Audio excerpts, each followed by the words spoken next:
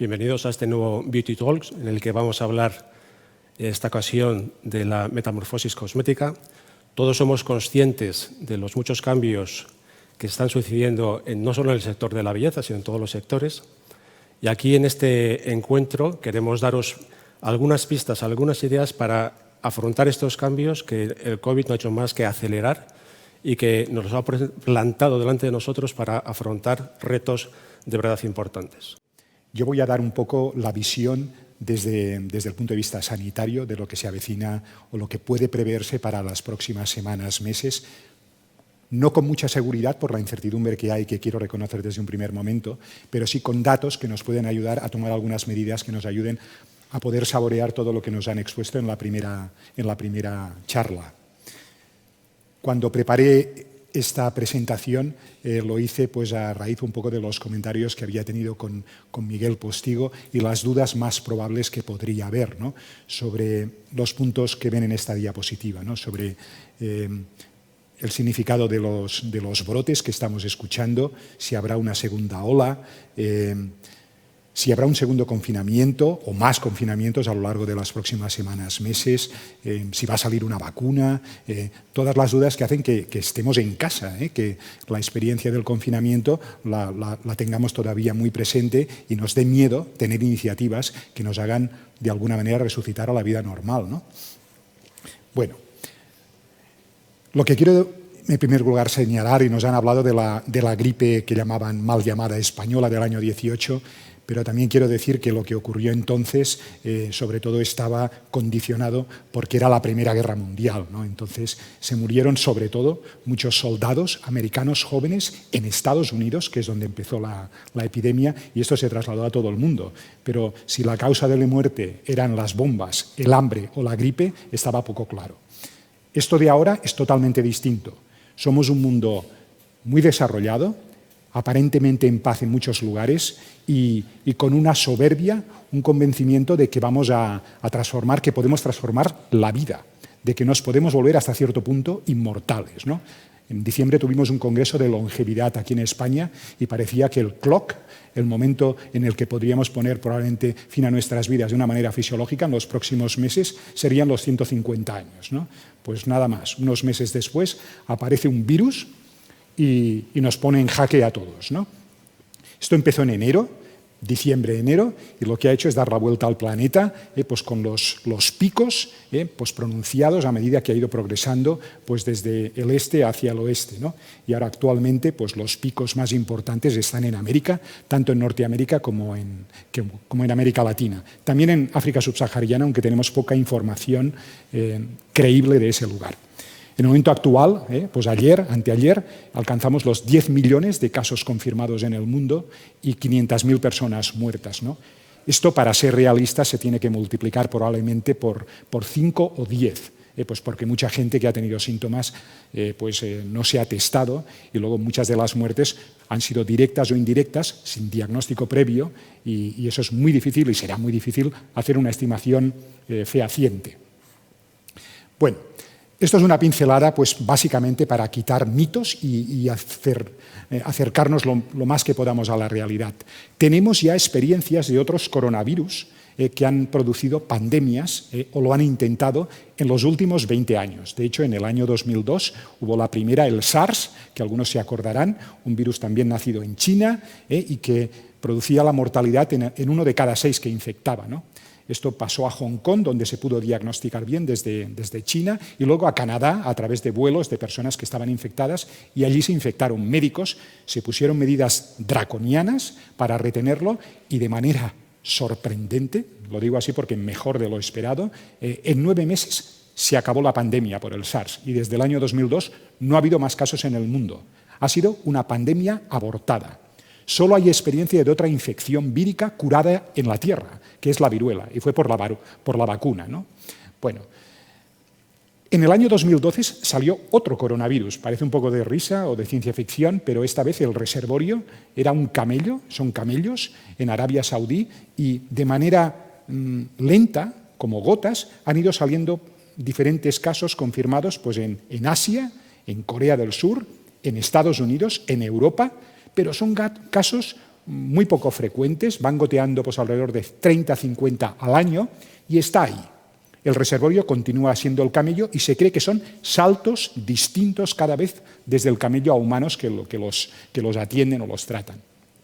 Y de golpe en el año 2019, como saben muy bien, pues en China, pues en la región central, una zona muy poblada, pues sale el coronavirus del COVID y bueno, quizás lo que quiero señalar aquí sobre todo es que no hace falta recurrir a escenarios pues, imaginativos, creativos, de que se escapó de un laboratorio o que manipulándolo pues, por falta de experiencia o con mala intención pues, se pudo generar el virus. No hace falta recurrir a esas interpretaciones. O sea, básicamente la falta de higiene, el hacinamiento de muchas personas, pues todos conocemos la población que hay en China, y el contacto muy próximo con animales son el caldo de cultivo para que haya salto desde virus de animales a humanos.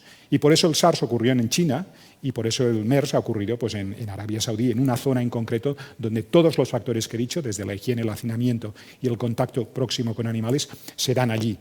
Y es previsible, por lo mismo, que en la medida que esto continúe, después del COVID pueda ocurrir en algún momento otra zoonosis parecida a esta. El COVID no es una gripe, es más que una gripe. Los pacientes se ponen peores, se ponen malitos de verdad, especialmente la gente mayor. En cambio, la gente muy joven lo pasan de manera asintomática. Y la experiencia que estamos viviendo en los últimos días, que hacemos muchos más diagnósticos, porque a la mínima que hay uno positivo, le hacemos la PCR a los que tenemos próximos. Bueno, pues es gente más joven, gente que no tiene patologías de base, la mayoría son asintomáticos. Se acerca un poco más a la gripe, la mortalidad es cada vez más baja. Si ven la tele, pues en Estados Unidos, 40.000 casos diagnosticados cada día. La mortalidad es inferior a 100 diarios. O sea, nada que ver con lo que pasó en marzo, que la mortalidad pues era terrible, ¿no? La experiencia que vivimos aquí en Madrid, uno de los epicentros en Europa, fue algo tremebundo, ¿no? Pues porque llegaban los pacientes en autobuses, en ambulancias, de 5 en 5 de las residencias geriátricas y no se les podía atender en urgencias, porque muchos médicos estaban enfermos y enfermeras o estaban en cuarentena y algunos se morían en urgencias, ¿no? Esto es una experiencia terrible, de mala gestión, y es un mea culpa que debemos invocar. Pero la parte buena es que es muy previsible que precisamente con lo poco que hemos aprendido esto no vuelva a ocurrir nunca más. O sea, una segunda ola nunca tendrá el perfil de lo que ocurrió en marzo. Esto es lo que pasa en el curso natural de la enfermedad. Uno se expone, se infecta, el 70% son asintomáticos. De los que hacen síntomas, algunos se ponen malos, que básicamente son la gente mayor, que tiene alguna enfermedad como la obesidad, fumadores, diabetes, y algunos requieren ventilación mecánica, que es estar en una unidad de cuidados intensivos. La mayoría son gente muy mayores, más de 75-80 años. Todo el drama de las residencias pues viene a ser el protagonista de las camas que se ocuparon en intensivos, ¿no? Y fallecen alrededor del 2-3%, pero la experiencia más reciente, los datos estos de Norteamérica, es que probablemente cuando aumenta el denominador, porque diagnosticamos muchos más, la mortalidad caerá por debajo del 1%. Bueno, estos son los factores predisponentes de gravedad, la edad que he comentado, pues comorbilidades, infecciones recientes por otros coronavirus, tenemos 4 más coronavirus que de manera estacional infectan a los humanos.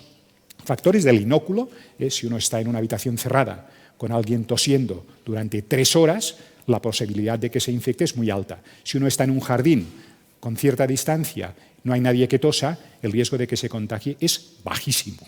O sea, el tema del inóculo. Estos son datos, lo pongo, es muy representativo, es de Estados Unidos, pero básicamente lo que viene a decir es que los que se mueren tienen más de 75 años. Los demás, algunos poniéndose muy malitos, gente joven, sale adelante.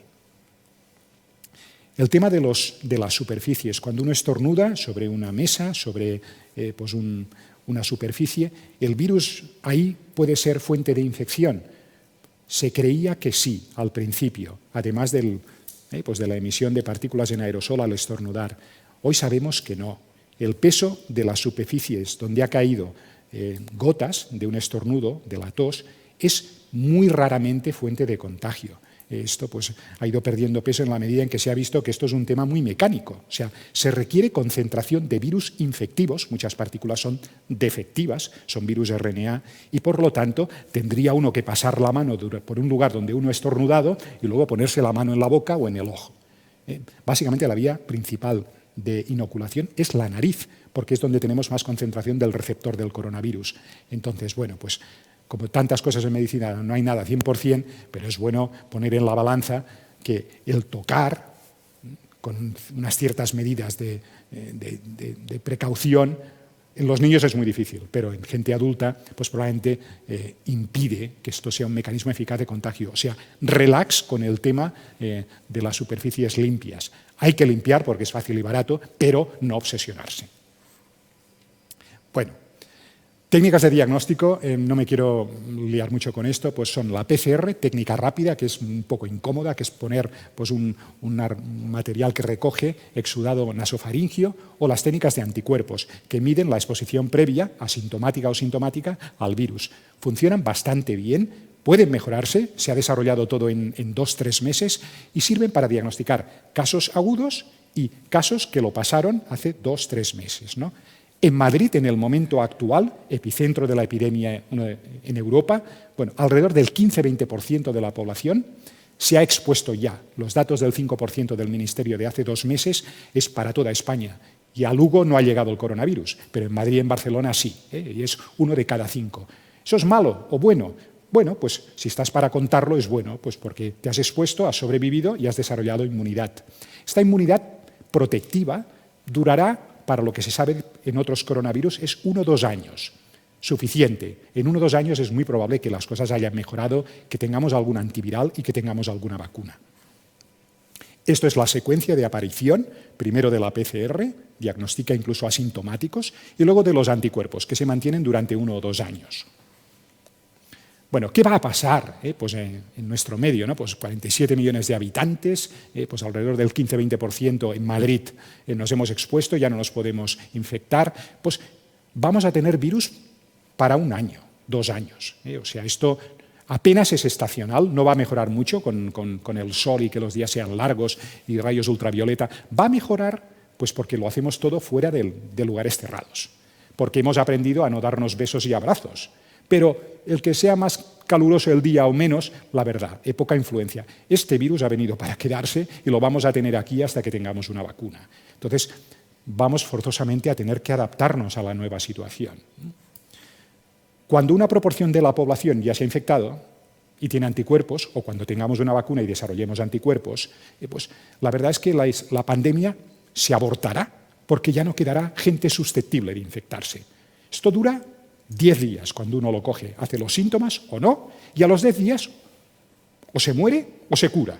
Y si se cura, que son casi todos, quedan inmunizados de una manera parcial o total, durante 1 o 2 años, como decía. Esto es lo que explica esta secuencia. En la medida en que hacemos actividades fuera de lugares cerrados, en el que al señor que tiene tos lo miramos mal y lo mantenemos en su casa. Esto lo tiene que hacer uno también antes de que le miren mal. En la medida en que aislamos a la gente que tiene síntomas o que son positivos, esto reducirá el umbral de gente necesaria para que se aborte la pandemia, lo que se llama la inmunidad de rebaño. Todos hemos oído, no, tendrá que infectarse el 60% de la población, 2/3 partes, para que haya un control de la pandemia. Bueno, pues cuidando la mascarilla, el no darnos abrazos y el hacer las actividades al aire libre, probablemente la inmunidad de rebaño, con que sea de un 40-45%, es suficiente. Y ya estamos en un 20%, o sea que no vamos por el mal camino, ¿no? Bueno, esta letra no se ve, no hace falta que nos centremos mucho. Lo he puesto porque hace 2 días que se publicó en una revista médica muy conocida que se llama New England, y es que no hay magia para lo que se avecina. Entonces, vamos a tener que cuidar todos los detalles pequeños del distanciamiento social, pues hacerlos vida, pues para que esto funcione. No vamos a tener antivirales eficaces pues para el coronavirus. Darán poco de sí, porque en lugar de estar con 8 días de moco, pues estaremos 6 o 5. ¿Y qué? ¿Y qué? Y del 2% que se ponen muy malitos, pues solo será el 1%. ¿Y qué? Cuando hablamos de 10 millones de infectados. La vacuna es distinto. Hemos de ir a por la vacuna, ese es el objetivo. Es un virus que muta poco, es muy probable, desde el punto de vista científico, que sea asequible, pero no va a ser antes de Navidad. Eso también es una expectativa un poco irrisoria. O sea, como mucho será después de Navidad, habrá una primera generación que será parcialmente eficaz, luego vendrá una versión 2, 3, y luego la que probablemente funcionará y se podrá distribuir de manera universal, más amplia. Bueno, segunda ola, como decía antes, no va a haber porque el sistema sanitario está preparado y pues porque ya sabemos todos de qué va y no nos abrumamos, no nos pondremos de los nervios, pero vamos a continuar teniendo un goteo constante de casos durante el verano, que quizás aumentarán un poco en el invierno. Podemos tomar medidas como vacunar a toda la población contra la gripe, contra el neumococo en septiembre, para adelantarnos de que sean factores de gravedad, para evitar esta segunda ola. Bueno, ¿y el futuro? Pues el futuro es un poco lo que ya hemos ido comentando a lo largo de estas diapositivas. No me voy a alargar más porque creo que me he alargado ya suficiente y solo poner este mensaje para irnos a casa, ¿no? Pues que esto ha venido para quedarse y que hemos de volver a la vida normal en lo posible, sin miedo, pero sin riesgo.